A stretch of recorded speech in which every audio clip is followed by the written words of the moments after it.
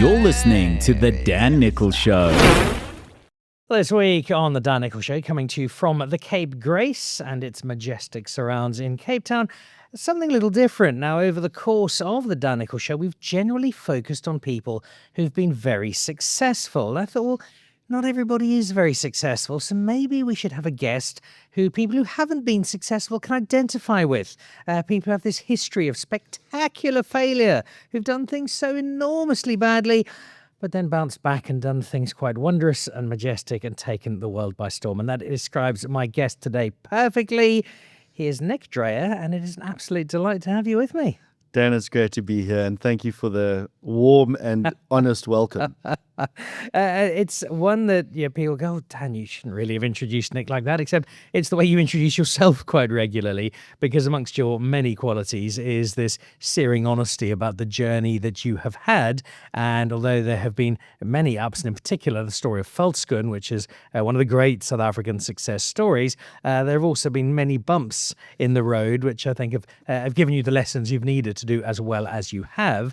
But if we reverse before any of that, here is a kid who comes out of matric at Pretoria Boys High School, somehow finds himself, I think, waitering at Element House or not too far off, and kicking off this journey into creative, into luxury, into a world that is very difficult to pinpoint, what exactly Nick Dreyer does in the best possible way.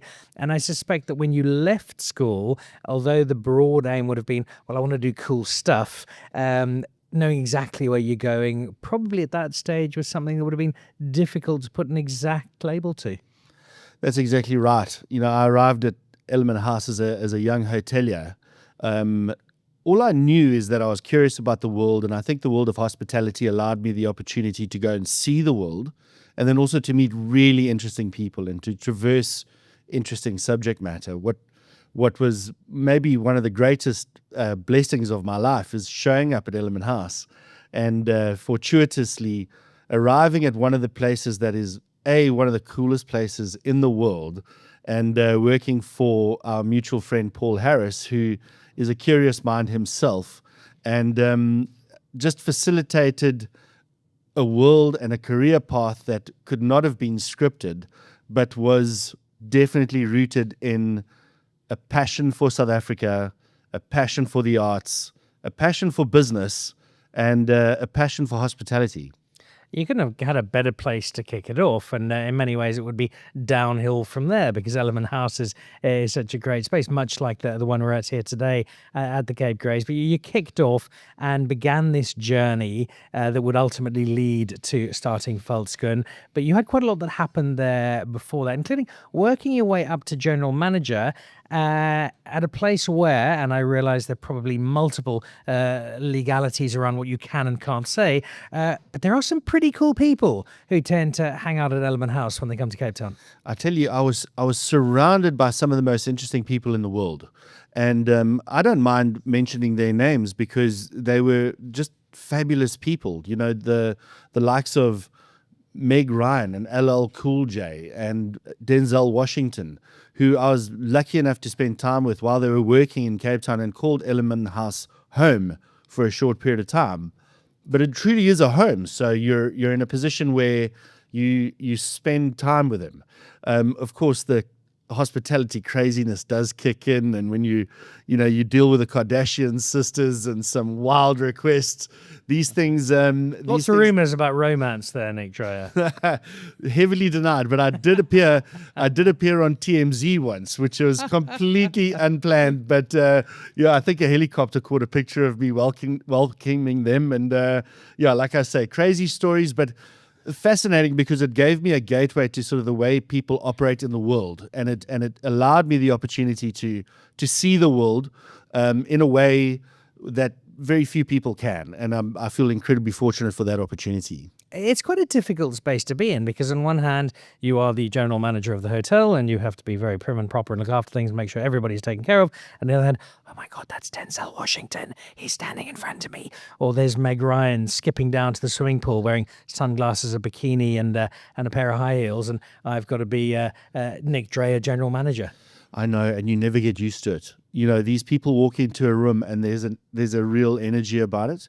But what's often the most disarming part is when they're completely human and just good people and almost a little bit awkward about their own presence. And I think Element House is one of those places where, because it's a home, that barrier comes down pretty quickly. But what was fascinating was spending time with them. You know, I remember having dinner in the middle of winter, sitting down with Denzel Washington, who was just literally one of the nicest guys you could ever meet. And I thought within about 20 minutes, I'd almost forgotten who I was sitting with. And I still have to pinch myself to this day to go, no, that actually happened. But we were eating, you know, a chicken curry alone in the dining room when the hotel was practically empty. So there was no pomp and ceremony. It was just a really cool guy in a tracksuit having dinner and allowing me to spend a little bit of time with him, which was fabulous. Did he ever accept your Facebook friend request? Never. And, you know, I've tried. I'm sure he still remembers you fondly. You had this extraordinary stint to kick off the career, and it was something you probably could have done for the rest of your life if you'd really wanted to. But there are many aspects to who you are and what you wanted to do, and you kind of moved on to new spaces. And not all of them went terribly well. Tell me about setting up an art consultancy where, if I'm not mistaken, you had a grand total of 0 people ever pay for your services. That's 100% correct. So I set out into my entrepreneurial journey with I couldn't even fail the first one. Oriti was the art consulting, and in order to fail, you have to begin. And in order to begin, you have to invoice somebody. And I actually never managed to do that. And I think it was because I was hanging around with cool people that I kind of knew, and we were talking about art, and I somehow had figured out that in my mind, I could commoditize some of my advice. Sadly, they weren't prepared to pay for it, but they were very keen to hang out with me. But yes, I had to shelve that after about 7 months. And then, you know, dive straight into the next massive failure.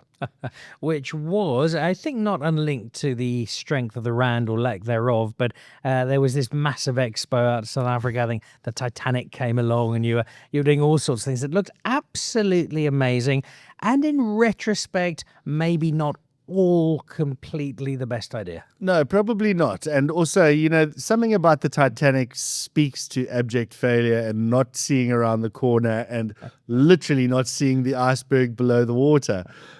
We started this business, Expo RSA. It's actually a fun business. We brought out these fabulously educational, entertaining exhibitions into South Africa, large productions. But much like the music industry, you have to pay for these things in advance, and you pay for them the year leading up to it. And then when you get there, you sell tickets and you try to recoup your business. And the rand, for one reason or another, halfway through our payment cycle, went from 7 rand to the dollar to 14 rand to the dollar. And then that makes things exponentially more difficult. And what you end up doing is just digging a bigger hole. And it was in that crucible, that massive business learning, where, of course, the next thing kicked off. Now, it kicked off not because you'd been sitting and planning it for years and years and years. You had, without realizing, accumulated a whole lot of very valuable business knowledge, a whole lot of assets in terms of being ready for what was to come next, and a bit of interaction with Hollywood types, which didn't hurt in terms of where this journey was going to go.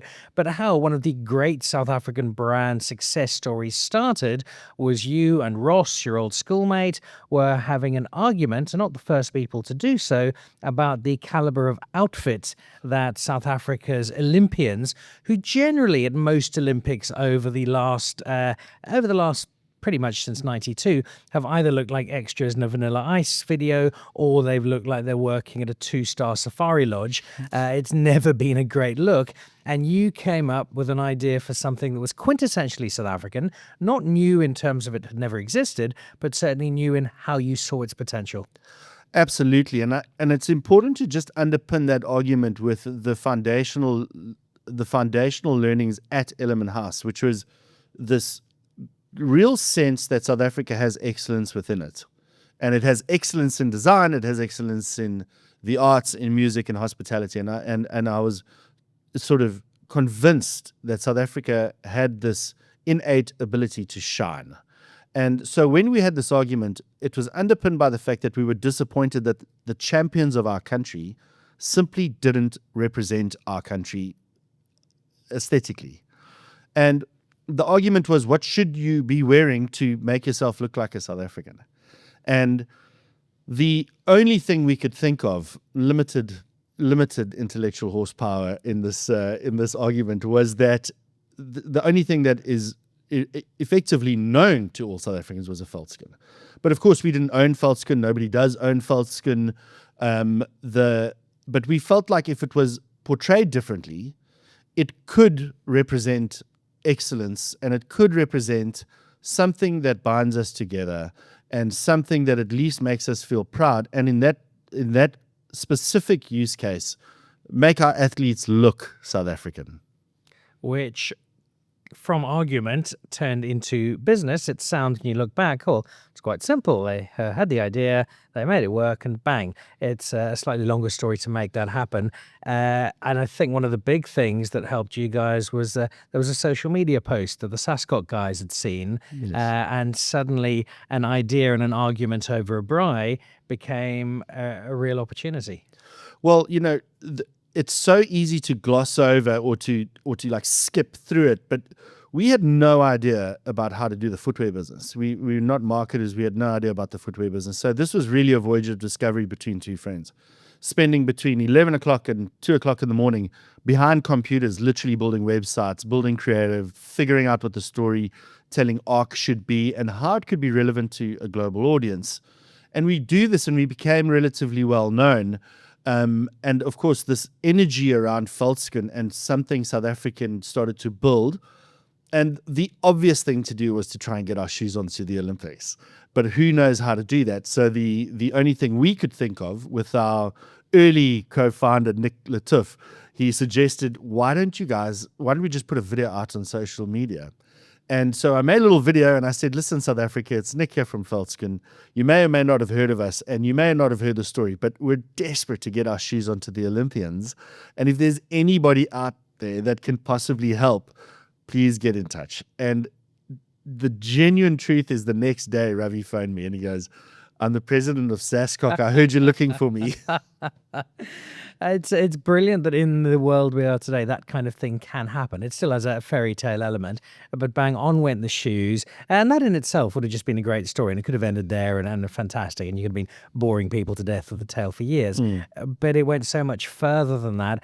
When did you start to get a sense that there was some real momentum to this, and that it was a story that didn't have South Africa's borders as its horizon? This was actually the key learning. And again, I'll come back to the base argument, which is that South Africa has excellence within it. And when we started to tell the story abroad, that story started resonating. And it was about the product, of course, but really what it was about was the fact that we make really cool things in South Africa. And we have really cool people that are working incredibly hard to do good things. And that is the story that spread globally, and then people bought into that, including movie stars and sports people and all sorts of folks that you'd least expect in a pair of Veldskoen. But the moment that I knew that what we had done was something, and it's a speech I've given thousands of times, I kept saying to everyone, we don't own Veldskoen. What we're trying to do is we're trying to make a bigger pizza, not take the biggest slice. And I think when I started to realize it, and it's a strange thing because competitors are normally thought of as bad things, but when 8, 10, 15, now 20, now Puma's brought out a Veldskoen, when you start seeing that, and you start seeing the impact of talking about local manufacturing, and you start seeing a product being globally recognized as something South African, then you realize that you may have made a little bit of a difference.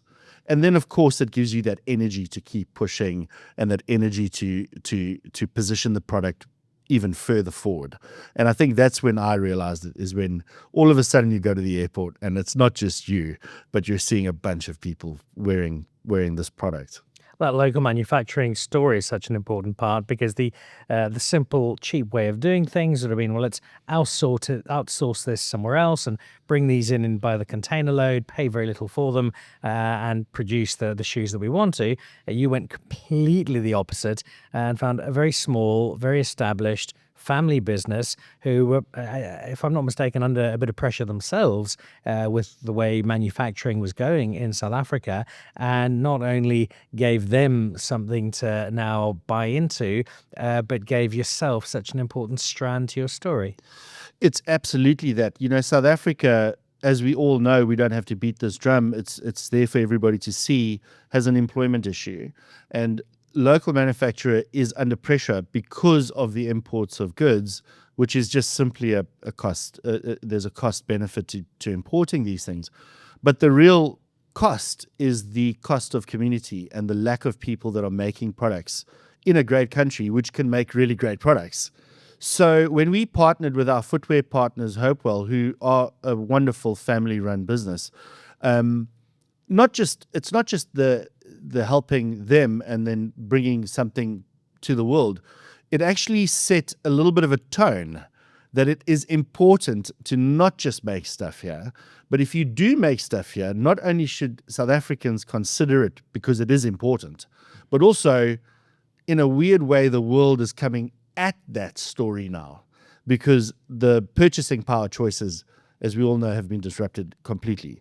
But in the case of Veldskoen and making shoes with a local manufacturer, the benefits are clear. When you sell more people make them, and the better it gets. And if you're making wallets or T-shirts or wallpaper or hearing aids, if you do them in South Africa, there is a buying audience for them here and abroad. And if you do it really well, it should be successful. Which it was, and I go back to your earlier bromance with Denzel and the other rather cool hangouts you had, waving frantically until TMZ finally put you onto their screens. And suddenly you had people of a similar caliber who hadn't just picked up on this South African footwear story, but actually wanted to be part of it. Absolutely. The big surprise was, of course, when Ashton Kutcher and Mark Cuban somehow hear about this product and decide that this is something that they'd be interested in, which I make the joke, and it's a poor joke, but it's a little bit like Jennifer Aniston investing in a Boerewors brand. It's so unlikely, but at the same time, not that unlikely because it was a cool I've seen her in Bloemfontein a couple of times. Yes. I believe that's the reason she's been there. Shopping. No, I mean when that moment happened, of course the brand burnt hot. It got tons of airtime in South Africa and abroad, and then it gives you the launch pad to start talking about this sort of product on a global level, and then the learning starts to how do you satisfy that type of market. It's a remarkable journey, and of all the many things it's done, showcasing the South African ability to go out and shine in the world, because we don't always believe in ourselves as South Africans as much as we possibly should, and there's often an innate belief that, well, if it's foreign, if it's Western, if it's first world, if it's American, English, German, Italian, French, it must by definition somehow be better. And I think this is the kind of story that politely but firmly just pushes that aside and says, no, that's actually not right. We can, much as on a rugby field or out of a wine cellar, we can do things from South Africa that are every bit as good, if not better, than the rest of the world. It's exactly right. We have a confidence problem in South Africa. We have this sort of inbuilt casual humor and this ability to not take ourselves too seriously, even though we are a very serious people. We have come through some things in the world that very few have. We have got icons that have guided us along the way. And we also have this true ability to make really amazing things and to provide incredible services. Along this journey, I have met South Africans from all over the world that have not left South Africa because they wanted to leave South Africa. They left South Africa to go find opportunity in bigger markets. And I can tell you, whether they're in property or in technology or making products, these are some of the most impressive human beings on planet Earth. And if you go and make a list of them, South Africa, I mean, just look at the golfing world. You know, the fact that we punch way above our weight class in that sport specifically is a testament. And we have many examples of that. If you spend a little bit of time in Cape Town, the tech environment and the development environment and the tech services in South Africa, specifically Cape Town, is going through the roof. And global investors are coming into the city and looking for our talent and looking for our ideas for the stuff that we build. But it's all underpinned by the fact that our character, the people that we are, regardless of what you're doing, is resilient, and we're operational, and we're executable. We get things done, and there's the obvious sayings, you know, that people have like given to us as South Africans. But the truth is we don't take ourselves too seriously, but we are serious. We get stuff done, and I think Veldskoen and others, I mean, there's some great brands out there that have already started to make big noise in the world, are just good examples of sort of breaking down those barriers and opening up the space for others. Quietly but effectively, South Africa, you're pretty much saying, is running the world, and I would agree with you 100%. And that segues rather nicely into the new adventure, because your pride in South Africa, your rich theme of patriotism, has now found a new home, and it is just launching. It's just getting underway. It is really, really exciting. It is a celebration of exactly what you've just been saying. South Africans are very good at doing lots of different things. Made in RSA. What is the platform? What's it doing? Why this now? Made in RSA is a platform, as you put it, which is correct. It's a technology and a distribution platform for South African businesses to access global markets. Now, we are in South Africa. We sell our products. Businesses sell their products and services. But the barrier to entry into the United States and into Europe feels insurmountable for, I'd say, small to medium-sized businesses. It's not insurmountable. It is difficult, though, and it is multi-pronged. You need to be strong administratively. You need to be strong on the banking side of things. You need to be strong on the tax side of things. There's definite complexity, but we've learned a hell of a lot of lessons along the way. The critical piece is making your story relevant in another market. You know, it's one thing having a good product, but if you can't deliver the story and if you can't deliver that message in a well-articulated way that turns somebody from curious into a believer, into a supporter, and into a customer, that stuff's hard. And it's particularly hard for founders who are already building their businesses in South Africa. And what Made in RSA has done is we've said to key select businesses, and we're open to more, but we've focused on, we're roughly at about 25 businesses now. Businesses that stand on their own feet, founders that are passionate, that are making stuff in South Africa, that support the communities around them, and not in a charitable way. I'm talking about literally people making stuff or providing these services. What we're saying to them is, partner with us, and we will give you the tools and the engine to expose yourself to those markets in a responsible way, which would allow you to sell your goods and services to a broader market. You may just, in fact, increase the amount of money that you make, depending on how your pricing is structured. But really what it's about is opening you up so that your business can sell as if it's in South Africa to the rest of the world. And it has been unbelievably well received for obvious reason. So the big success story that I'm almost certain you model yourself on is taking South African rugby players to Scotland. We've done that very successfully. What can we say? What we're taking? What are the sort of products, the sort of brands that we are now taking to the world? We're launching soon, so I'll keep the brand names under wraps for the time being, because we're launching in the early parts of December. But what I will say to you is it's incredibly diverse. We've got a homeware ceramic business, which is world-class, making the most beautiful objects in Robertson that would find homes in independent retail and e-com all over the world. And in a subject matter that is so beautiful. It's achingly beautiful. From ceramics to South Africa's first high fidelity speaker system, which a friend of mine is developing. South African Bose. Better. And I tell you, it's being developed as we speak, and it'll be launched alongside our platform, and it'll make a big noise. So from technology, Better, it's a sound system. It'll be brilliant. It is brilliant, and I don't want to give it away because they're definitely going to make a big noise about it.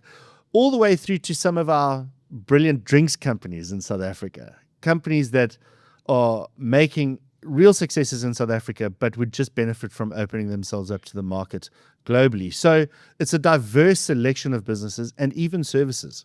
We have a movie business that is producing unfathomably good content in South Africa that is looking to expose their services to the rest of the world. So we've got a diverse group of businesses. We are launching all of them together under this umbrella platform called Made in RSA. And the one thing that I didn't think about as much when we were putting this entire platform together is the power of bringing them all together. Because now we're all hunting as a pack. We're hunting as a group. The amount of knowledge sharing, the amount of network sharing, contact sharing.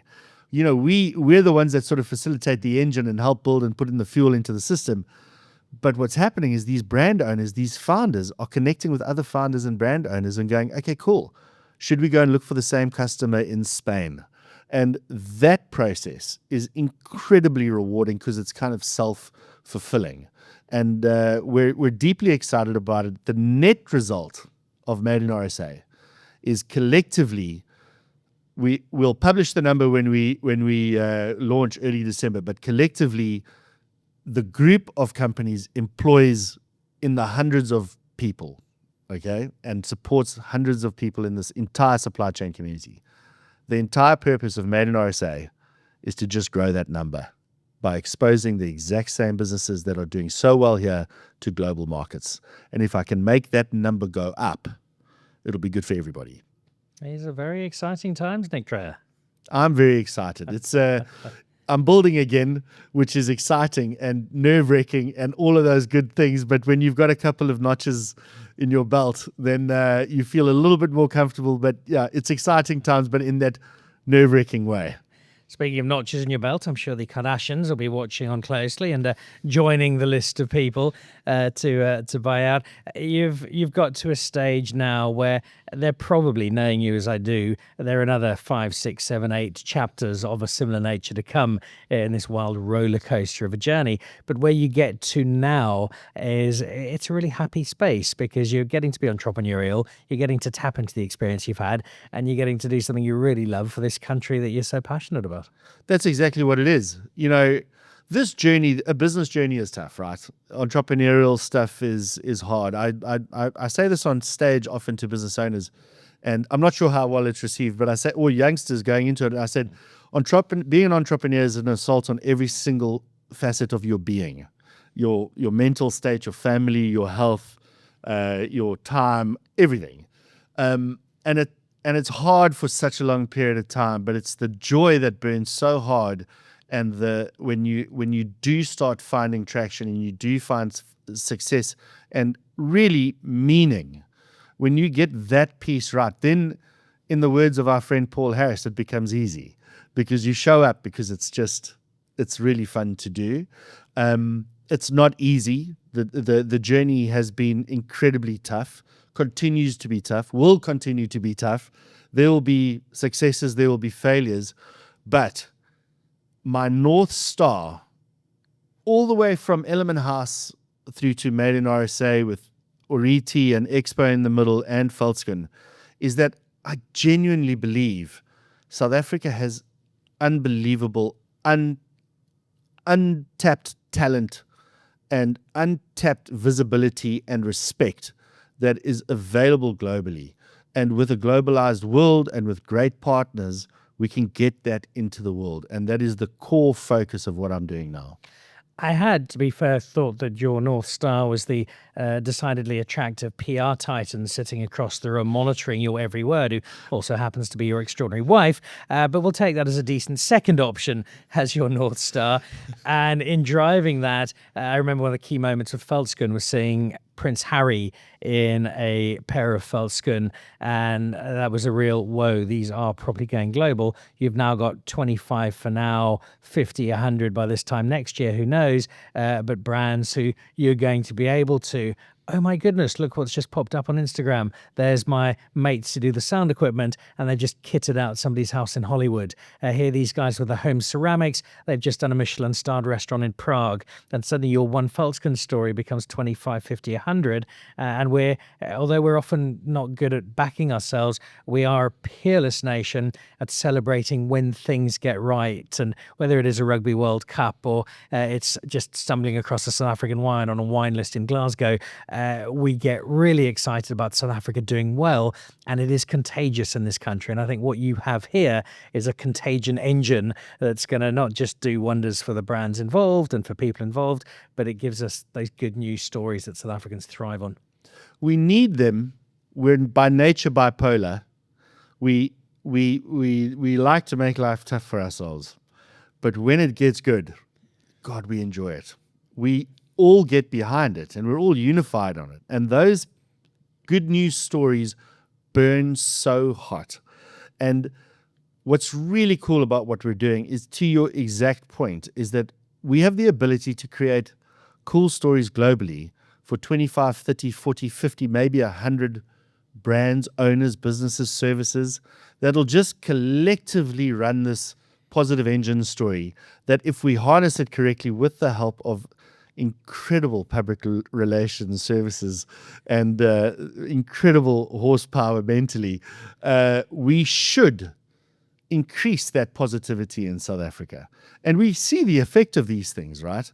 The minute one of our golfers does well, the incredible work that the rugby players guys are doing, and just recently the cricket, and in business, the minute we do something important, we feel great about it. I mean, the jury's still out about Elon. There was we were all super happy about it, and we kind of are still, but there's a little bit of nervousness around that. But I mean, he's also done a hell of a lot to put the word South Africa on the lips of the globe. And so yeah, let's get in the way of it. Let's put stuff in the way of it, and let's make sure that we tell these stories correctly and that the products are epic, and they always will be. That, of course, is your fellow alumni, Elon Musk. But we'll leave that one there. And instead, my phone's just pinged a message from Meg Ryan, who's very excited, sends her regards, and wants to know where she needs to go to find out more about Made in RSA. Well, the easiest place is madeinrsa.com. The website will be live early December, but put your name down, because early subscribers, early people on the platform will have very special access to these brands as soon as they're launched. Madeinrsa.com. All right, so there we go. Jump online, hurry across, and you'll be standing just behind Meg Ryan in the digital queue. Nick Dreyer, it's fantastic story. I feel we probably have you back once a month, because your story keeps changing as all these exciting things unveil. Best of luck with it. There's so much that is good about it. I'm really excited to see where it goes. The journey thus far has been phenomenal, but I've got a feeling it's only going to get more so, and I shall be one of many, popcorn in hand, watching as it unrolls and seeing exactly where it heads. Dan, thank you so much for having me. Thank you for your enthusiasm and support as always, and I look forward to bumping into you in strange places all over the world if we're lucky enough. Yeah, keep on what you're doing, which is to give folks like me a decent platform on which to talk about what we're doing. Thank you. Great pleasure. And thanks to Nick for filling in after 11 people cancelled on us on a short notice. He is the man who went from not quite high school dropout, but into the world of hoteliering, basically cleaning pools, suddenly found himself the general manager, and then started the remarkable fairy tale that was Veldskoen, now with Made in RSA, a brand new adventure, and one I'd advise you keep a very close eye on. My guest on the Dan Nicholl Show this week, Nick Dreyer. You're listening to The Dan Nicholl Show.